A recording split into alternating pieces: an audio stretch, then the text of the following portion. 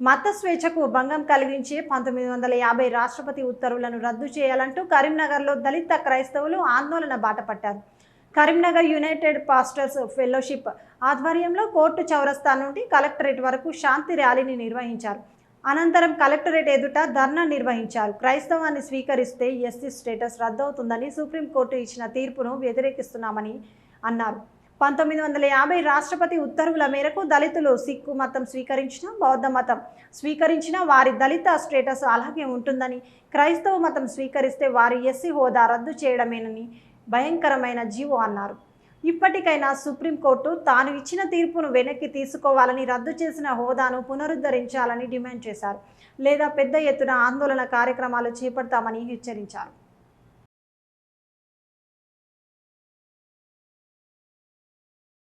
గత నెలలో సుప్రీంకోర్టు ఇచ్చిన జడ్జిమెంట్ని వాపసు తీసుకోవాలని, రాజ్యాంగంలో మరి కల్పించినటువంటి సమాన హక్కులు ఏవైతున్నాయో వాటన్నిటిని కాలు రాస్తూ క్రైస్తవులు, దళిత క్రైస్తవులు ఎవరైనా క్రైస్తవ మతం స్వీకరిస్తే ఇది రద్దు అవుతుందన్నటువంటిది ఇది చాలా భయంకరమైనటువంటి ఒక జీవో.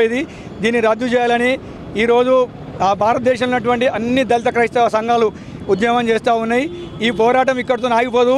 ఈ యొక్క ఎస్సీ హోదా మరి ఏదైతే రద్దు చేసినో అది తిరిగి పునరుద్ధరించేంత వరకు ఈ యొక్క పోరాటం ఆగదని, బౌద్ధ మతంలో ఉన్నటువంటి ఎస్సీలుగా ఉండి బౌద్ధ మతం స్వీకరించిన వారు, ఎస్సీలుగా ఉండి సిక్కిజంకు మారినటువంటి వారికి ఎస్సీ హోదా పోదు, కానీ క్రైస్తవ మతాన్ని స్వీకరిస్తే దళితుల యొక్క ఎస్సీ హోదా పోతుంది అనేది ఖచ్చితమైనటువంటి వివక్షతను చూపెడుతుంది.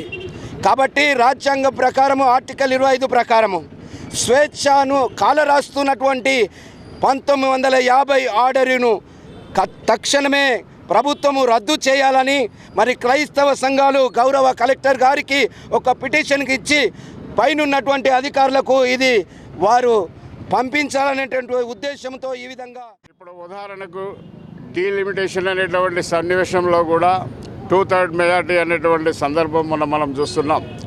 కనుక మొదటి నుండి భారతదేశంలో ఉన్నటువంటి భయంకరమైనటువంటి కుల వ్యవస్థ అనేటువంటిది మనిషి చూడక, మనిషిని మనిషిగా బ్రతకనీయక, మనిషి యొక్క హక్కులకు గౌరవానికి భంగం వాటిల్లో చేస్తూ ఉన్నారు.